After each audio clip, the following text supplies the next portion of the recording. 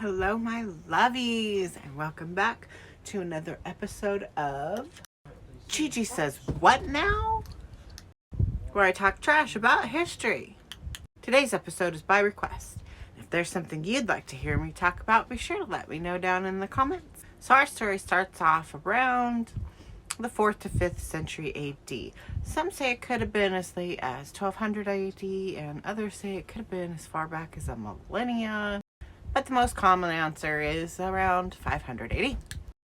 So one night, this Polynesian king, or the leader of his tribe, he got all comfy and cozy in bed and drifted off to slumber, and the gods came to him and showed him a vision of an island paradise where his people could flourish.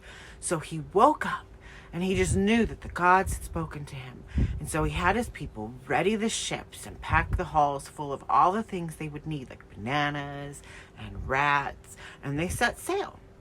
And within 5 days, they found an island that matched the dream perfectly.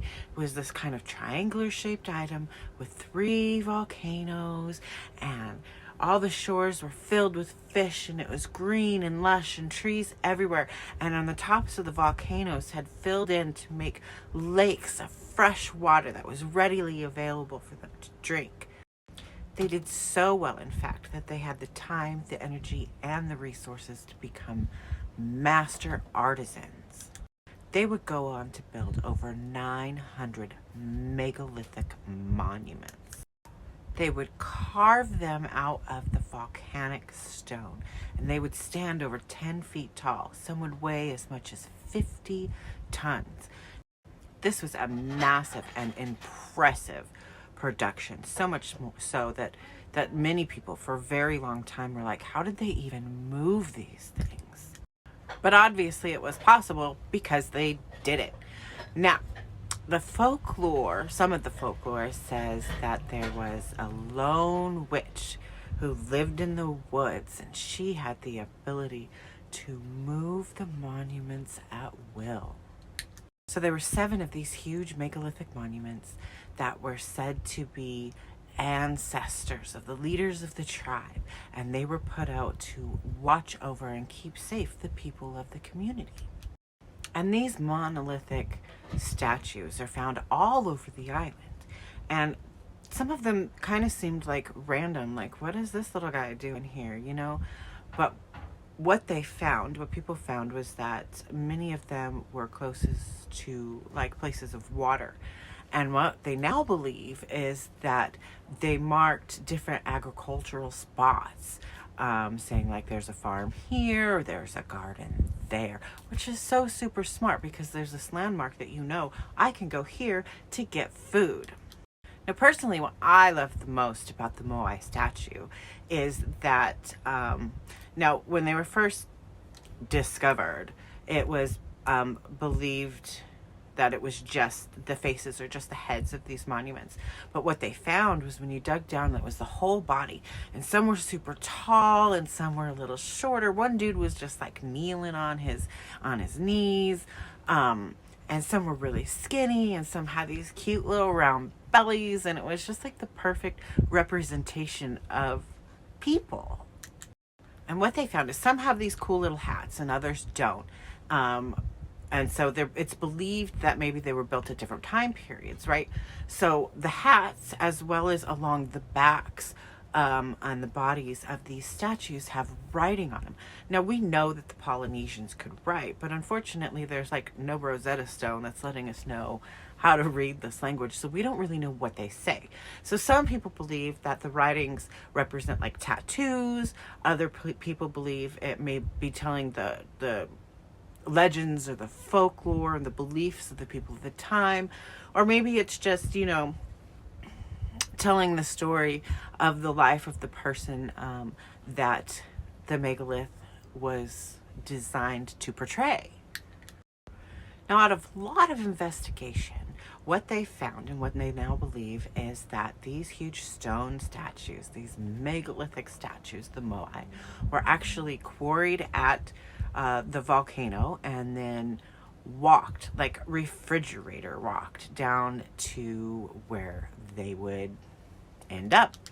So I recently bought a new refrigerator, and this thing is freaking massive. It took 3 of us 2 hours just to get it in the freaking house. It wouldn't fit through the door. We couldn't figure out how to take the doors off. At one point, we almost gave up, and we're like, okay, we're gonna have to return this bitch because we can't get it in the house. But you know, it makes crushed ice, and so for that, we persevered. And once we got it in the house, you know what we found? In the crisper drawer, the vegetable crisper drawer, were not only the instructions, but a tool to take off the refrigerator doors. Yeah, we could have learned that earlier. But I have crushed ice in my glass, and crushed ice is superior, so it was worth it. So in the 1700s, some Dutch explorers stumbled across this island, and they were like, wow, how do these people live here? I mean, they were really impressed with the statues, but they were like, how do these people live here? Because it was desolate and barren. No trees to be found. And they did something. You know, they stayed and they chilled for about a fortnight, maybe 11 days. But then they did something that is absolutely unheard of. They left. And when they left with more questions than they had answers to. Now, the island is called Rapa Nui, but since they had landed on the island on Easter Sunday, they coined the island Easter Island. And to this day, in English-speaking countries and maps that are used all around the world, the island is still referred to as Easter Island. But the question is, like, how did this flourishing community of people go from this island paradise where they were just absolutely thriving and living their best lives to this barren wasteland? And I mean, they were really struggling to survive. It's because of overpopulation and deforestation, and that's probably a pretty sensible conclusion, because, you know, they're cutting down the wood for their homes and for ships to build boats and maintain boats, and eventually, you know, they're on a tiny island. There's a finite amount of resources. So they start to run out of resources. So they turn to eating rats because they don't have the resources they need to, you know, build or maintain their boats to go fishing. And if one thing Naked and Afraid taught us is that fishing without the proper resources is really difficult. So there's this cave on this island, and it's got like rock paintings and carvings and whatnot, and they believe that one of the sayings says something like, you will be eaten, or something like that. Some people say that there's really no evidence of cannibalism on this island, but other people swear by it. They say they've seen and they've excavated the bodies that are missing limbs, and that there's a rock, and this rock has slashes in it, and the slashes are to convey the people who lost their lives in order to feed the islanders. I mean, can you imagine? It's a nice Sunday mid-morning. You go down to the meat market, pick up yourself an arm or a leg, maybe a nice juicy rump roast to take home for dinner. Except that's human flesh. Kind of makes me think of that movie from way back in the day that I think was based on real events. Like, I think a plane went down, a small charter plane went down, like somewhere in a really snowy high area, and they couldn't survive and they couldn't get out, and so they started dying and like eating each other. And so, like, I mean, I guess if we're ever in that situation, you could totally eat me. So then, like, you know, the people of the East and the people of the West of Rapa Nui, they're struggling. I mean, it's the end of a civilization. They're struggling. They have no resources. So they start fighting each other for resources. And they're like at war with each other. And their population is just dwindling. And they're struggling even more and more and more. And so they realize, like, we're all going to die. We're not going to survive if we keep going on this way. We have to stop fighting each other. So they came up with a plan. I mean, this happens, right? When people are like fighting for resources and fighting for survival. The Walking Dead teach us nothing. So in attempts to find peace, they would conduct blood sport. There was a divinity within a certain bird, and this bird every year would go to a rock that was just off their island, about a mile off their island and lay its eggs, and that's where it would reproduce. And the people of Rapa Nui thought that this was a sign of the divine. So they would do an Olympics of sorts, a race for the egg. They would race down a 1,000-foot cliff and jump into the ocean water with nothing but a homemade pool floaty and swim a mile over to this rock. Now, I hate to say the term shark infested because this is the shark's home. It's where they live. It's their ecosystem. And obviously back then there was a lot more sharks than they are now, but sharks are a keystone species. So the oceans aren't infested, you know what I'm saying? The sharks were a concern in this race. And so they would go down this cliff, they would jump in the water with their little pool floaties, and they would swim a mile to this rock, and then they would have to climb the rock and hunt for a nest and steal a particular bird egg, go back down that rock, back a mile across, and then climb the 1,000 feet back up to the islanders. And the first one to get there with an egg, you know, that wasn't broken, would be the winner. To the victor go the spoils. And the victor in this case, they would be the political leader of the entire island of people for the following year. I mean, could you imagine like Joe and Don doing this? Well, that's one way to pick a leader, right? I think AOC could do it because that bitch is fierce.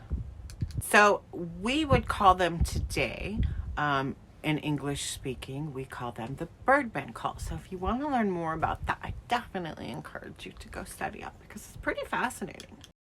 Recently, a dried up lake bed uncovered another of the Moai statues.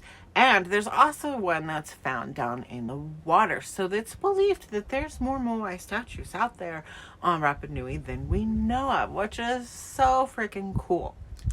So in September of 2022, actually, there was a really devastating fire there, and about 250 acres were destroyed out of the 40,000 acres that the island is. And some of the Moai statues were destroyed too. So that's super sad. But now, Rapa Nui is about 1,200 miles off the coast of Chile. In 1888, the island was annexed by Chile, and in 1965, all of the islanders became citizens of the country of Chile. Now, you can actually go there today on vacation. You can't own land because there's a law that's saying only the indigenous people of the island can own land on the island. But you can go and visit. Over 10,000 people visit every single year. Did I say 10? Because I think it's 100. 100,000 people visit every year. And this is like the pleasure center of the South Pacific, right? And it's deep and rich in culture. And you get song and dance and delicious food. And people will take you on tours and educate you about the Moai and the history of the island. And it's just beautiful and gorgeous, and I want to go so bad. But if you, for some reason, don't want to go to the Polynesian Triangle, like, why would you not want to go to the South Pacific? Like, I can't imagine why anybody would not want to visit the South Pacific. But if you don't worry, because there is another place where the Moai statue is located, and that would be in London, at the British Museum, because that's where it belongs. Wouldn't it be like crazy cool if the British Museum like returned all of these artifacts that they've acquired?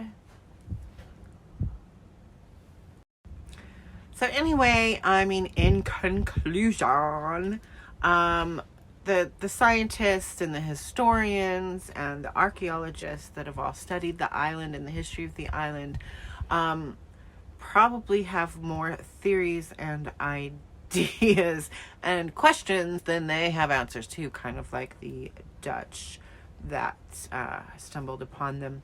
But if you want to learn more, I highly encourage you to, because it's just a gorgeous story and a gorgeous people, and yeah, I guess that's it. So thanks for joining me today.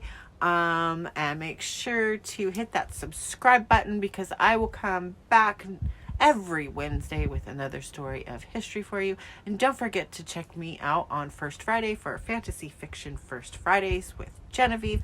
Remember, you are valid, you are worthy, and you are loved. Bye.